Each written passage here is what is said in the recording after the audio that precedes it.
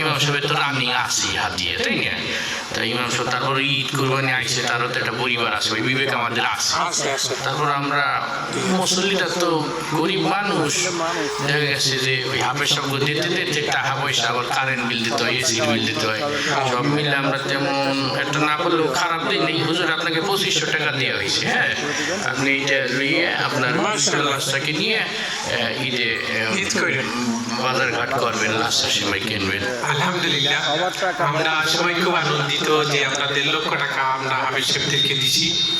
আর সভাবদান কিন্তু আমাদের সবচেয়ে বেশি অবদান আমাদের সভাপতি সাহেবের, আমি ওনার সাথে কষ্ট করেছি।